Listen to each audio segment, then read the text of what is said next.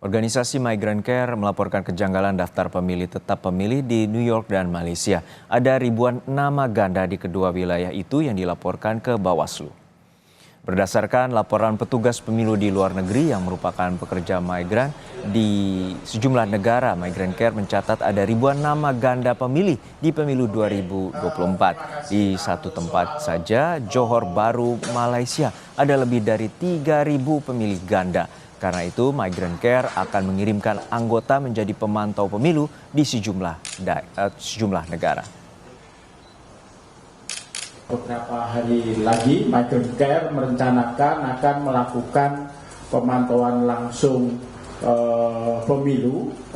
Yang pertama, kami akan mengirimkan tim ke Malaysia dan ke Singapura. Di situ akan berlangsung pemilu pendahuluan pada tanggal 11 Februari 2024. Kemudian kami juga akan mengirimkan tim ke Hong Kong dan ke Taiwan.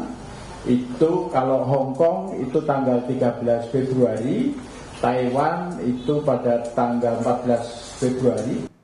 Sudah ada rekan kami Niputu Trisnanda di kantor Badan Pengawas Pemilu atau Bawaslu yang mendapatkan laporan Migrant Care kepada Bawaslu terkait dengan ribuan pemilih ganda.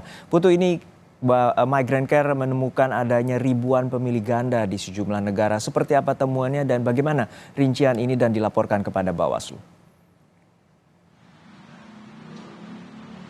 Ya, selamat siang Juno dan juga saudara. Ada 3.238 data pemilih ganda yang ditemukan khususnya di Johor Bahru yang hari ini dilaporkan ke Bawaslu RI. Ini juga membuat Migrant Care mendorong agar Bawaslu ini bertindak tegas kepada KPU karena bukan kali pertama tetapi sebelumnya juga sudah sempat disampaikan, sudah dibuat juga laporannya dan ditindaklanjuti oleh Bawaslu. Ada data ganda di daftar pemilih luar negeri yang berada di New York, angkanya hanya 374. Sementara yang terjadi di Johor Bahru ini jumlahnya lebih dari 3.000 daftar pemilih yang angkanya ganda. Bukan hanya itu saja, tetapi juga ada kejanggalan-kejanggalan lain yang ditemukan dan juga dilaporkan pada hari ini. Kurang lebih kalau saya simpulkan begitu ya, saya rangkum dari hasil konferensi pers yang tadi disampaikan secara langsung oleh Direktur Eksekutif dari Migrant Care, Wahyu Susilo.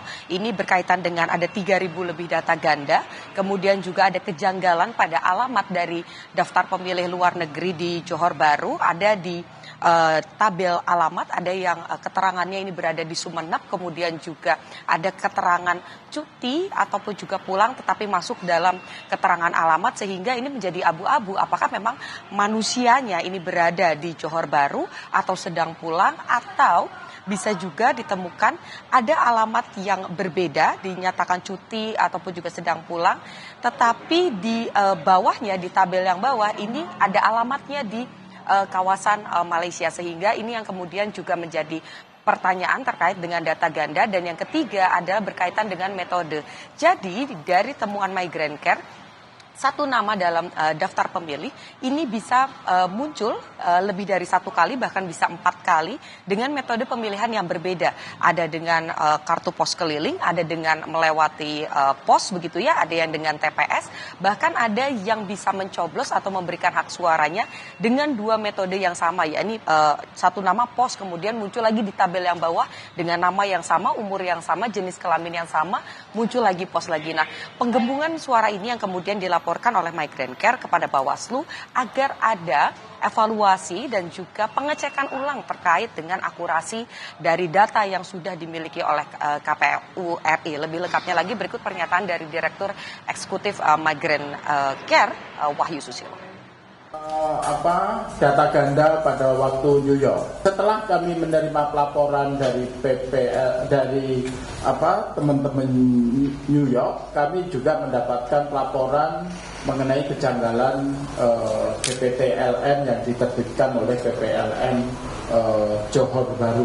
Nah, kami mendapatkan 3.000 lebih nama-nama ganda dan kejanggalan-kejanggalan yang terkandung di dalam DPTLN Johor Bahru. Jadi memang kalau bicara soal DPT, kenapa ini kemudian menjadi penting? Kita tahu pekerja migran Indonesia ini tersebar di banyak daerah, bukan hanya di Malaysia saja, bukan hanya di Singapura, ataupun juga kita tahu di Arab Saudi juga kita memiliki banyak pekerja migran begitu ya. Tetapi yang lebih kemudian menjadi penting adalah jumlahnya yang begitu banyak. Dari KPU sendiri mencatat ada kurang lebih ada 1,7 juta, padahal kalau kita lihat dari income atau pendapatan negara jumlahnya ini mencapai 3,9 pekerja migran. Masih ada pelajar ataupun juga warga negara Indonesia yang juga sedang berkuliah di luar negeri. Ini jumlahnya sangat besar, tentu akan signifikan ketika suaranya ini digunakan dalam kontestasi pada 2024 ini. Selain itu, selain jumlah yang besar juga para pekerja migran ini menyumbang anggaran yang juga cukup besar pada pendapatan negara. Dan terakhir, tentu saja ini merupakan warga negara Indonesia yang memiliki hak yang sama dalam memilih siapa yang akan melanjutkan pucuk pimpinan pada periode selanjutnya, yaitu melalui pesta demokrasi yang akan digelar pada 2024 ini. Jadi kita nantikan apakah nanti ada sikap tegas dari Bawaslu RI terkait dengan DPT luar negeri, termasuk terkait dengan data akurasi, apakah nanti akan ada data yang kemudian diperbaharui oleh KPU, karena ini memang cukup penting begitu ya. Kita lihat ada 3.000 data ganda, tentu ini akan signifikan hasilnya jika memang ada pelanggaran yang dilakukan. Juno, kembali ke Anda di studio. 3.000 data lebih pemilih ganda, dan temuan ini memotivasi Migrant Care untuk melakukan pemantauan terhadap pemilu. Lalu seperti apa mekanismenya? Nanti Migrant Care juga akan mengirimkan para pemantau ke sejumlah negara lainnya.